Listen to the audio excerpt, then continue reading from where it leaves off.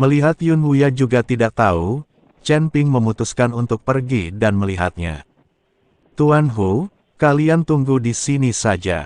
Aku akan mengikuti Tuan Sekte Yun untuk melihat-lihat. Chen Ping berkata kepada Hu Mazi. Chen Ping, kamu harus berhati-hati. Menurutku gunung itu aneh, dan sepertinya ada niat pedang yang melonjak. Hu Mazi mengingatkan Chen Ping. Chen Ping mengangguk, lalu terbang bersama Yun Wuya. Jaraknya ratusan mil, tetapi mereka berdua tiba dalam waktu kurang dari sebatang dupa. Ketika dia semakin dekat ke gunung, Chen Ping menemukan ada dua kata besar terukir di gunung itu, Sekte Pedang. Tadi, karena jaraknya terlalu jauh, saya hanya bisa melihat gunungnya saja, tetapi tidak memperhatikan kata-kata di atasnya. Sekarang ketika dia melihat dua kata ini, Chen Ping tercengang. Yun Wuya juga mengerutkan kening dan berkata dengan suara rendah, Sekte Pedang, mengapa aku belum pernah mendengarnya? Ada ribuan, bahkan puluhan ribu, sekte di surga ketiga. Tidak semua sekte Anda mengetahuinya. Setelah Chen Ping selesai berbicara, dia menatap ke arah gunung.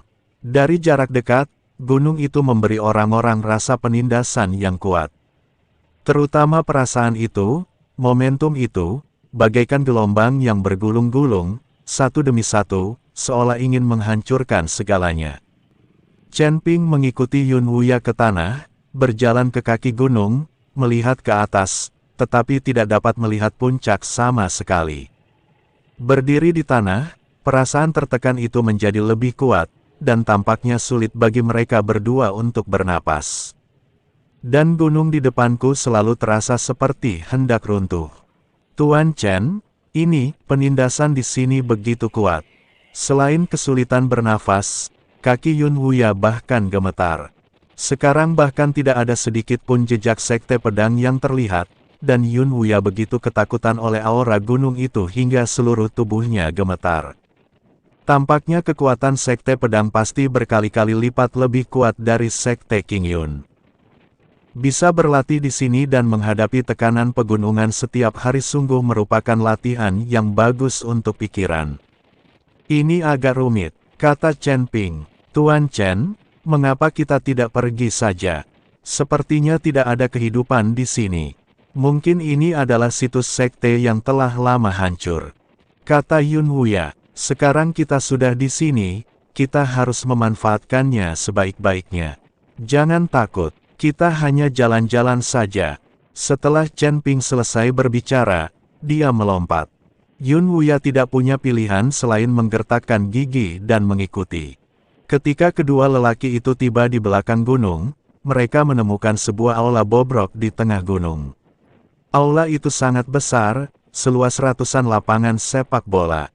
Akan tetapi, banyak bagian aula itu telah runtuh, seolah runtuh secara alami akibat tidak diperbaiki selama bertahun-tahun. Niat pedang yang begitu kuat, apakah ada orang lain di aula ini? Chen Ping menatap aula dan tidak bisa menahan diri untuk tidak mengerutkan kening. Tuan Chen, berhentilah bercanda. Kenapa saya tidak bisa merasakan napas kehidupan sama sekali? Yun Wuya telah melepaskan indera spiritualnya sejak lama, tetapi dia tidak mendeteksi kehadiran manusia apapun.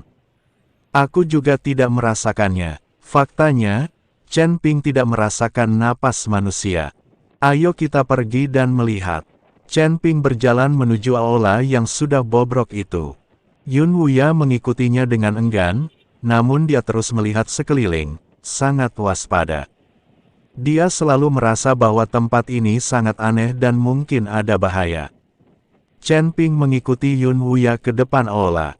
Keduanya tampak sangat kecil di depan aula, tetapi begitu mereka mendarat, beberapa sinar pedang melesat keluar dari aula yang bobrok itu.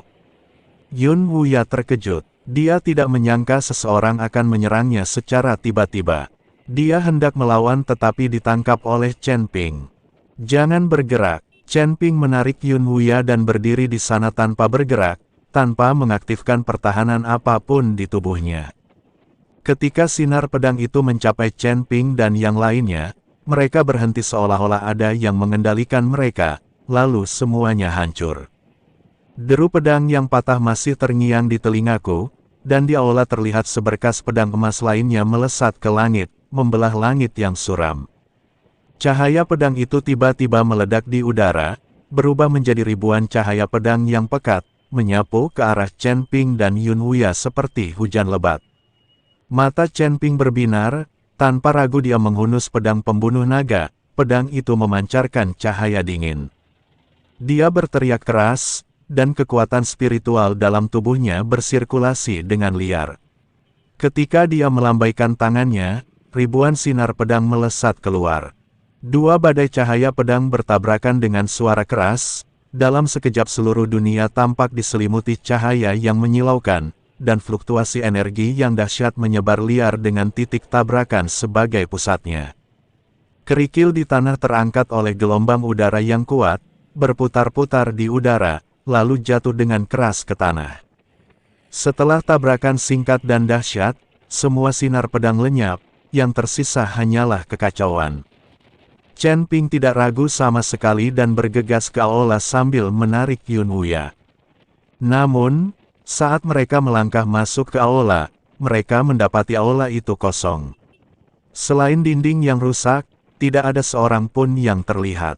Bagaimana ini mungkin? Formasi 10.000 pedang begitu kuat, bagaimana mungkin tidak ada seorang pun di sana?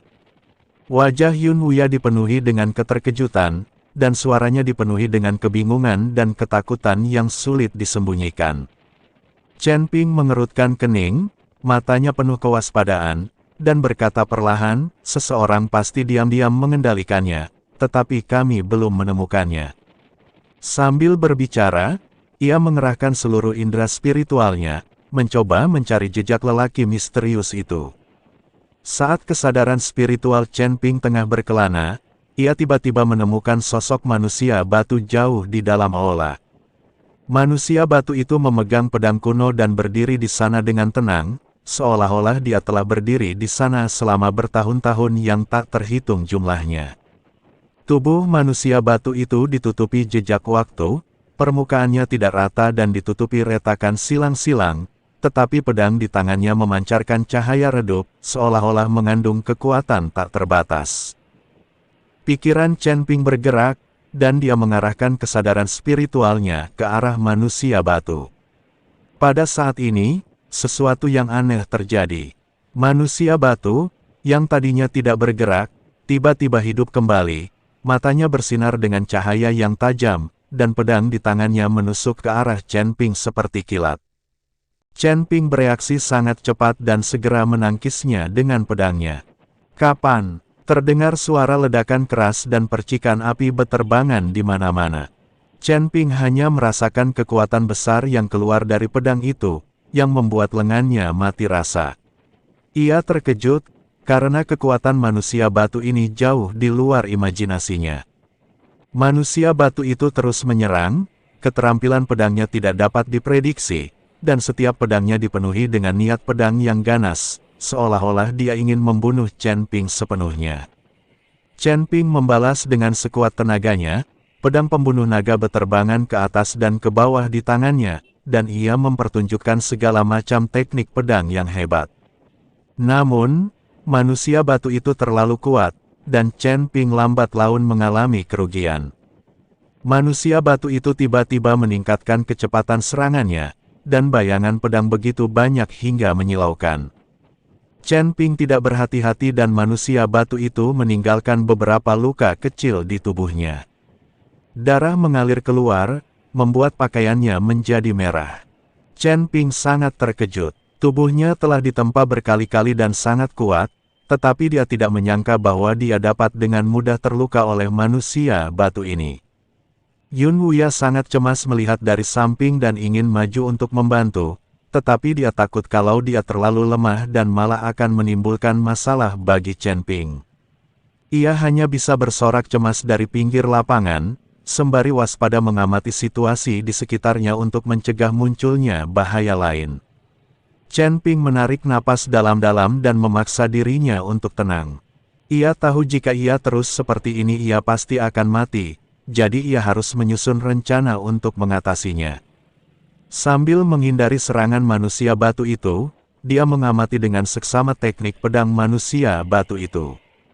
Setelah mengamati, dia menemukan bahwa meskipun ilmu pedang manusia batu itu sangat indah, namun ada beberapa kekurangan kecil. Chen Ping sangat gembira dan memanfaatkan kesempatan itu. Cahaya pada pedang pembunuh naga menjadi lebih terang dan bayangan pedang besar menebas ke arah manusia batu. Tetapi ketika pedang pembunuh naga menembus manusia batu, raut wajah Chen Ping langsung berubah, karena ia menemukan bahwa pedang itu tidak dapat menembus manusia batu. Kalian harus tahu bahwa pedang pembunuh naga adalah pedang spiritual yang dapat memotong besi seperti lumpur, apalagi batu. Namun sekarang, pedang pembunuh naga bahkan tidak dapat melukai manusia batu. Tepat ketika Chen Ping terkejut, tiba-tiba pedang di tangan manusia batu itu menusuk ke arah perut Chen Ping. Chen Ping mengetuk tanah dengan jari kakinya dan segera mundur, mencoba menghindari pedang itu. Namun kecepatan manusia batu itu tiba-tiba meningkat. Engah, ketika Chen Ping mundur puluhan kaki, ia menemukan bahwa ada luka di dadanya. Meskipun tidak fatal, darah masih mengalir keluar. Apa-apaan ini? Chen Ping tidak dapat menahan diri untuk tidak mengumpat. Aku jelas tak terkalahkan di surga ketiga, jadi mengapa aku tidak bisa menghadapi manusia batu sekarang? Apakah manusia batu ini dikendalikan oleh seseorang, atau apakah ia memiliki kesadarannya sendiri? Wajah Chen Ping penuh dengan kesungguhan. Dia tidak berani ceroboh. Manusia batu itu sangat cepat. Jika Chen Ping lebih lambat, dia akan tertusuk oleh pedang itu. Teknik pedang 9 bayangan. Chen Ping hanya bisa menggunakan teknik pedang 9 bayangan. Saat bertarung dengan lawan, teknik pedang 9 bayangan adalah yang paling berguna. Lagi pula, itu seperti memiliki lebih banyak pembantu. Diiringi kemunculan satu demi satu klon, 8 Chen Ping yang identik mengelilingi manusia batu. Menghadapi semua ini, manusia batu itu tetap tenang.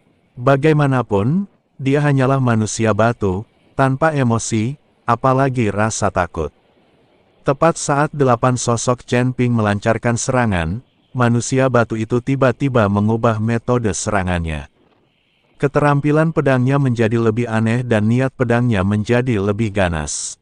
Chen Ping hanya merasa seolah-olah dia berada di lautan pedang, dengan bayangan pedang manusia batu di mana-mana, dan tidak ada tempat untuk bersembunyi.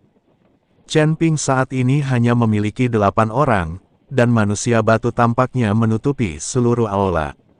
Setiap saat, setiap detik, dan setiap tempat, pedang manusia batu akan menusuk. Pada saat ini, Chen Ping sedikit bingung. Meskipun dia memiliki klon, setiap klon kewalahan. Mengapa orang ini selalu bisa menahanku? Chen Ping sangat bingung. Bahkan jika dia menggunakan teknik pedang 9 bayangan, manusia batu ini masih bisa menemukan cara untuk memecahkannya. Chen Ping tidak punya pilihan selain mengambil kembali klonnya, kalau tidak kekuatannya tidak akan bertahan lama. Bagaimanapun, kekuatan yang digunakan oleh klon itu berasal dari tubuh asli Chen Ping. Aku akan melawanmu. Setelah menarik kembali klonnya, Chen Ping berteriak keras, dan energi pedang besar menyapu ke arah manusia batu. Kemanapun energi itu lewat, udara terkoyak, membuat suara siulan tajam. Manusia batu itu merasakan energi pedang yang kuat dan segera mengayunkan pedangnya untuk menghadapinya. Ledakan. Dengan suara ledakan keras, gelombang energi yang dahsyat meledak di aula. Chen Ping terguncang oleh gelombang energi dan terlempar mundur, jatuh dengan keras ke tanah. Chen Ping berjuang untuk berdiri, menyeka darah dari sudut mulutnya, matanya penuh tekad. Dia menyerbu ke arah manusia batu itu lagi, mengayunkan pedang pembunuh naga di tangannya makin cepat, dengan energi pedang yang tak terkendali. Tidak mau kalah, pria itu mengayunkan pedangnya dengan ganas, terlibat dalam pertarungan sengit dengan Chen Ping. Ratusan gerakan terjadi dalam sekejap mata, dan Chen Ping mundur dengan terengah-engah. Tidak ada pertengkaran lagi, bisakah kita istirahat dulu? Chen Ping berkata sambil terengah-engah. Bagaimanapun, Kekuatan dan energi dalam tubuh Chen Ping tidak dapat mendukungnya untuk terus berjuang. Namun, manusia batu itu tidak takut. Bagaimanapun, manusia batu bukanlah makhluk hidup dan tidak mengenal lelah. Tepat saat Chen Ping selesai berbicara, manusia batu itu benar-benar berhenti dan berdiri di samping tanpa bergerak. Melihat hal ini, Chen Ping langsung gembira, dan buru-buru mengeluarkan sejumlah besar pil dan menjejalkannya ke dalam mulutnya dengan putus asa. Hanya dengan cara ini dia bisa pulih secepat mungkin. Tuan Chen, Anda baik-baik saja. Yun Wuya berjalan mengitari manusia batu dan mendatangi Chen Ping. Aku baik-baik saja, manusia batu ini jahat sekali. Chen Ping menarik napas dalam-dalam dan mengumpat.